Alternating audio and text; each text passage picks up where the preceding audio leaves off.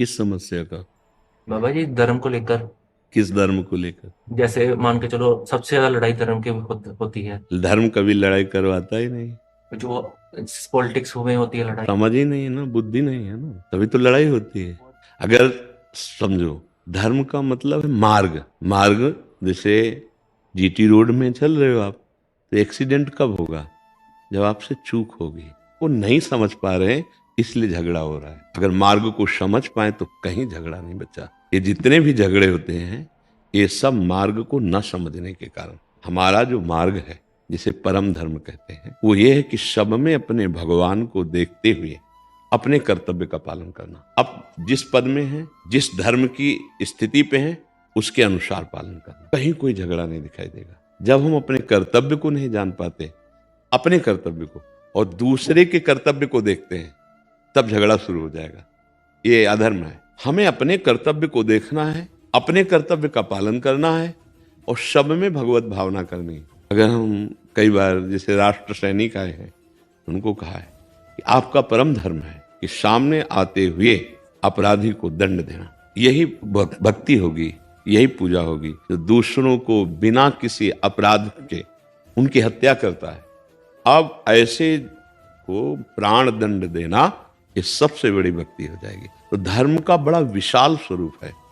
हम उस पर भगवत भाव देखेंगे, लेकिन वो अधार्मिक क्रिया से युक्त होकर चेष्टा करता है, तो अब हम उसको शासन में लेंगे और उसके अधर्म को रोकेंगे। झगड़ा नहीं है, ये धर्म के अंतर्गत है। लेकिन जो एक धर्म का दूसरे धर्म का आक्षेप करके वो समझ नहीं पा रहा है, इसलिए लड़ रहा है। जैसे हम राम कहते हैं, कोई और नाम बोलता है भगवान का। अधर्म का शासन होता है, उसे लड़ाई झगड़ा नहीं कहते। जैसे हम अपने धर्म में, अपने कर्तव्य में युक्त हैं, और सामने से अधर्म की चेष्टा हो रही, तो उसको रोकना, ये धर्म है। झगड़ा, जहां शब्द आपने कहा झगड़ा, जहां झगड़ा है वहां बुद्धि की कमी है। उस विशाल धर्म को नहीं जान पा रहा है, इसलिए झगड़ा। देखो, हम धर्म का वेश धारण करके यदि बेचते हैं अपने धर्म को, समझ लो, हम तुमसे शोषण करते हैं धर्म के नाम पे, तो भला हम धर्म को जान पाए क्या? तो बुद्धि खराब हुई कि नहीं हुई? तो टोटल आप किसी व्यक्ति का नाम मत लीजिए, बस। अब वो कोई भी हो, चाहे वेशधारी हो, चाहे पदाधिकारी हो, चाहे लोक का कोई बड़ा भारी अभिनय करने वाला हो, चाहे वो नेता हो, चाहे अभिनेता हो, कोई भी हो, अपने कर्तव्य की चूक हो जाना, अपने कर्तव्य को बेच देना, अपने अधिकार का दुरुपयोग कर देना, बुद्धि की खराबी है। समझ पा रहे हैं आप? ये किसी धर्म का स्वरूप नहीं है, बुद्धि की खराबी का स्वरूप है। अपने धर्म, अपने कर्तव्य का पालन करने वाला, वो झगड़ा नहीं होता हो, वो अधर्म का शासन कहा जाता है। अधर्म के ऊपर शासन करना। आप समझ पा रहे हैं? हमारे धर्म व्यक्तिगत कभी नहीं होता, वो विशाल होता है। जैसे एक राष्ट्र सैनिक का धर्म तो पूरे राष्ट्र सैनिक का धर्म है, वो एक व्यक्तिगत नहीं हो, राष्ट्र कानून के अंतर्गत है। आप समझ रहे हैं ना? ऐसे ही एक धर्मात्मा पुरुष जिस धर्म को लेके चल रहा है, तो उसका पूरा सम्यक रूप से सार्वभौम सिद्धांत होता है, वो व्यक्तिगत सिद्धांत नहीं होता।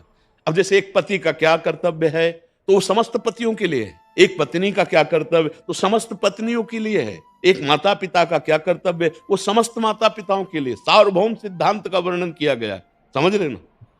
और जो इसकी जो जानकारी होती है, जैसे धर्म की, जो हमारे जैसे समाज में लुप्त हो जा रही है, तो इसकी कौन देगा जानकारी? शास्त्र और सदगुरु। शास्त्र जैसे आप बोलते हो, शास्त्र का समुदाय करो, उसकी जानकारी कहाँ से मिलेगी? सदगुरु। आप जैसे हमारे पास बैठे हो, अब आप प्रश्न करो, तो तुम्हें शास्त्रों में भागना थोड़ी पड़ेगा, अभी 1 मिनट में उसका उत्तर मिल जाएगा। इसकी पढ़ाई लिखाई नहीं होती, जैसे छोटी मोटी बेसिक नॉलेज? आप क्या कर रहे हो यहाँ बैठ करके? पढ़ रहे हो ना? हाँ, तो फिर पढ़ाई क्यों नहीं होती? ये क्लास ही तो लगा है।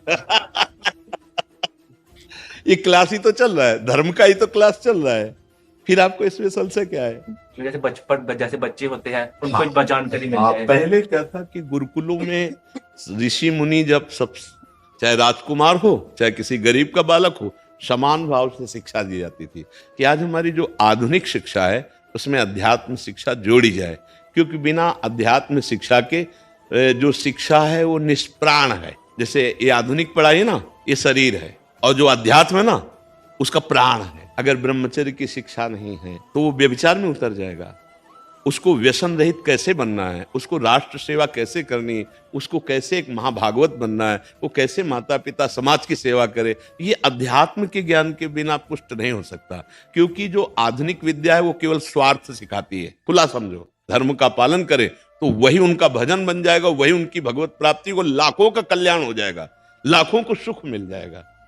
तो ऐसा तो नहीं है कि धर्म का ज्ञान कराया ही न जा रहा हो। तो फिर भाई देखो, नकली जेवरात ज्यादा है और असली जेवरात की कम दुकानें होती है, लेते तो अपने को खरीदना क्या है? ऐसा नहीं है कि असली खरीदने वाले को मिले ही ना असली, ऐसा भी नहीं है। क्योंकि अगर नकली है तो उसका असली होगा जरूर, क्योंकि असली को देख के ही नकली बनता है, नकली को देख के नहीं बनता है, असली को देख के। तो अगर हम नकली नहीं पसंद करना चाहते तो खोज करें, असली मिल जाएगा। जब द्रवें दीन दयालु राघो तो साधु संगति पाइए, पुण्य पुंज बिन मिले ही न संता। बिना सत्कर्म किए, बिना भगवत कृपा के भगवत प्रेमी महात्माओं का संग नहीं मिलेगा, ये तो पक्की बात है। जैसे विभीषण जी को हनुमान जी मिले ना, तो बोल पड़े अब मोहि भा भरोस हनुमंता, बिनु हरि कृपा मिले नहीं संता। अध्यात्म बिना फीस का होता है, ध्यान रखना। जहां फीस है वो अध्यात्म नहीं होता। अध्यात्म में थोड़ी बड़ी फीस नहीं लगती, पूरी फीस है अपने आप को समर्पित करके उस मार्ग में चलना, यही फीस केवल है। अगर वहां लौकिक फीस लगाई जाती है तो अध्यात्म नहीं होता, वो व्यापार बन जाता है कि आपको हमारी बात सुनने के लिए इतना पैसा जमा करना पड़ेगा, तो हमारी बात में दम ही नहीं होगी। और अगर हम केवल आपका कल्याण चाहते हैं तो यहां बैठ के सुनो, चाहे 1000 किलोमीटर दूर बैठ के सुनो, तुम्हारी खोपड़ी में वो बात घुस जाएगी और बलात् तुमसे धर्म के कार्य कराने लगेगी। अब ऐसा नहीं कि हमारे देश में संत नहीं है, या भगवत प्राप्त महापुरुष नहीं है, या धर्म ग्रंथों के ज्ञाता नहीं, हमारी पहुंच नहीं है। ये तो भगवान कृपा करते हैं कि कुछ संतों को उतार देते हैं समाज में, नहीं तो जान ही नहीं पाओगे तुम। जो मौन है, निरंतर सच्चिदानंद में स्थिति कैसे जान पाओगे तुम? पहुंच ही नहीं, तुम्हारे बगल से निकल जाएंगे, आप नहीं जान पाओगे। अब बोल रहे हैं तो तुम्हारे समझ में बुद्धि के अनुसार आएगा कि हाँ बहुत विद्वान है, हाँ थोड़ा ज्ञानी है, हाँ जितना तुम्हारी बुद्धि है। अगर आप भगवत प्राप्त हैं तो देखते ही जान जाएंगे तो भगवत प्राप्त। आप भगवत प्राप्त नहीं तो कैसे जान पाएंगे? मतलब कक्षा 1 का विद्यार्थी टीचर को कैसे जान पाएगा कि टीचर किस कोटि का है, कितना विद्वान है, कितना ज्ञानी है? हाँ, जितना टीचर पढ़े उतना ही पढ़ा हुआ सामने आएगा तो समझ जाएगा कि किस कोटि का ये पढ़ा लिखा है। ऐसे ही भगवत प्राप्ति का होता है, ऐसे ही भगवत मार्ग का होता है। पर जिनके पास बैठने से, जिनकी दृष्टि पड़ने से, जिनके संभाषण से हमारा हृदय खिल उठे, मुझे अपनी बुराइयां दिखने लगे कि नहीं। अगर दिखने लगी तो दर्पण सही है, दिखने लगी तो दर्पण सही, और दिख गई तो नष्ट हो जाएंगी पक्की।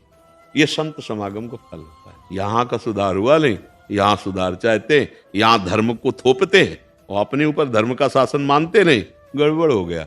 अब झगड़ा ही होता रहेगा, अब शांति नहीं होनी है। पहले यहाँ शांति तो पूरे जगत में शांति।